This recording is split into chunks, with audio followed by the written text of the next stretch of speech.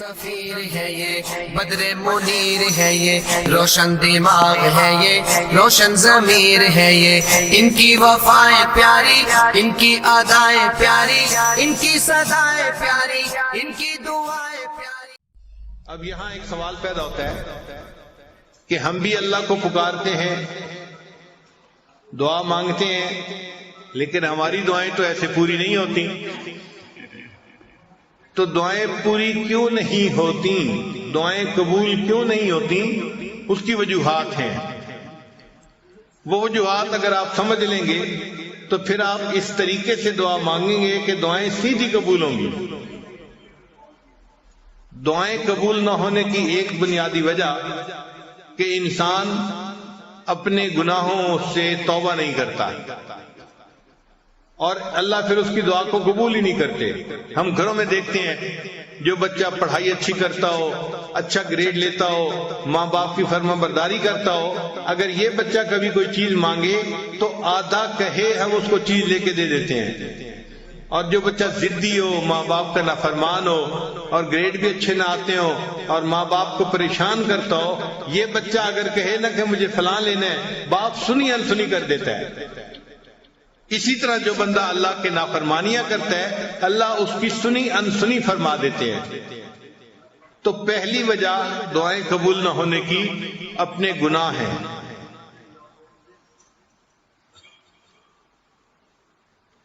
ایک مرتبہ بنی اسرائیل نے حضرت موسیٰ علیہ السلام سے کہا کہ اے اللہ کے کلیم، بارش نہیں ہو رہی اور پانی کی بڑی ضرورت ہے، آپ اللہ سے دعا مانگیے کہ بارش ہو جائے۔ تو موسیٰ علیہ السلام نے دعا شروع کر دی، ربنا اغفر لنا ربنا اغفر لنا ربنا اغفر لنا۔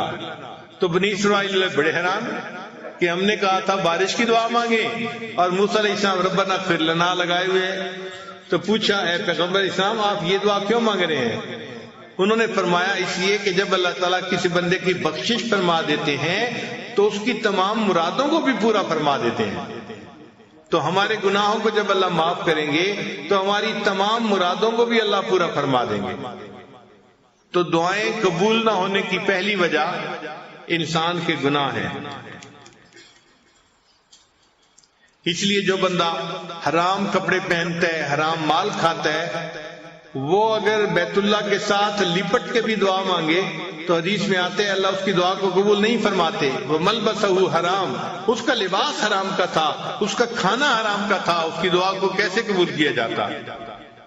تو حرام مال جس میں سود شامل ہو، جس میں لوگوں کا حق شامل ہو، تو ایسا حرام مال جو ہے اس والے بندے کی دعا قبول نہیں ہوتی۔ تو ہمیں چاہیے کہ ہم حلال کا اہتمام کریں تاکہ ہمارے اٹھے ہوئے ہاتھوں کو اللہ قبول فرما لے۔ اور ایک تیسری وجہ بھی ہے کہ اللہ تعالیٰ کئی مرتبہ بندے کی دعا کو فوری قبول نہیں کرتے، صرف یہ دیکھنے کے لیے کہ یہ میرا بندہ پکا ہے یا کچا ہے۔ دیکھیں ہم بازار میں جاتے ہیں نا تو مٹی کے برتن خریدتے ہیں تو لوگ اس کو ٹھونک بجا کے دیکھتے ہیں کہ پکا ہے یا کچا۔ بتائیں کہ چند کو آچے کا برتن ہے، اس کو بھی دیکھ رہے ہیں پکا ہے یا کچا۔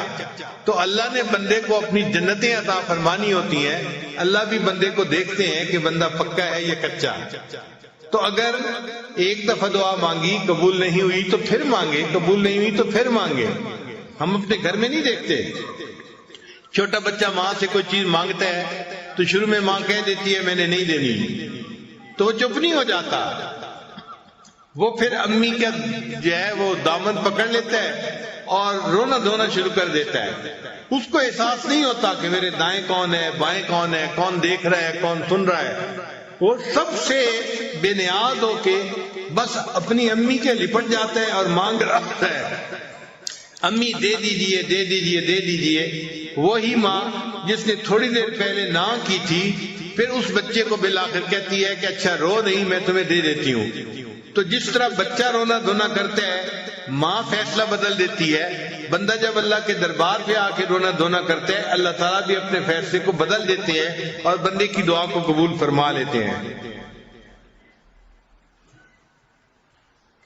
کئی دفعہ دعا مانگتے ہوئے انسان کو دعا مانگنے کا سلیقہ نہیں آتا ہوتا.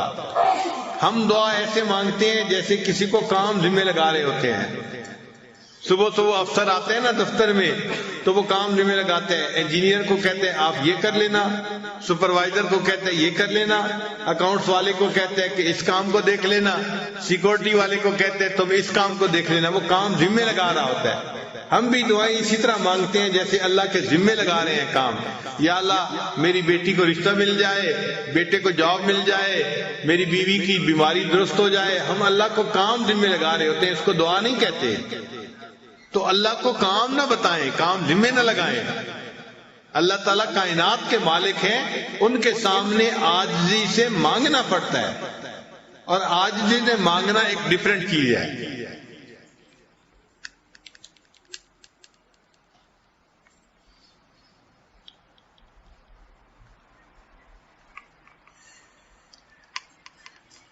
اور کئی مرتبہ دعا مانگنے والا دعا تو مانگ رہا ہوتا ہے مگر دل میں غفلت ہوتی ہے. دل میں غفلت ہوتی ہے, اور دل کی غفلت کی وجہ سے اللہ اس کی دعا کو قبول نہیں کرتے.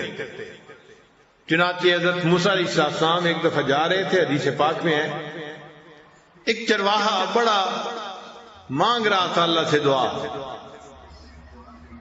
تو حضرت موسیٰ علیہ السلام نے دیکھا کہ وہ رو بھی رہا ہے, دعا بھی مانگ رہا ہے. تو حضرت موسیٰ علیہ السلام نے اللہ تعالیٰ سے فریاد کی کہ اے اللہ, آپ کا بندہ ہے, آپ کے سامنے آہوزاری بھی کر رہا ہے اور دعا بھی مانگ رہا ہے, اور آپ دعا کو قبول نہیں فرما رہے. تو رب کریم نے جواب دیا کہ اے میرے پیارے موسیٰ علیہ السلام, یہ دعا تو مجھ سے مانگ رہا ہے مگر اس کا دل غیر میں اٹکا ہوا ہے, اس کا دل کسی اور میں اٹکا ہوا ہے. جب تک دل ادھر سے چھوٹے گا نہیں میں اس کی دعا کو قبول نہیں کروں گا.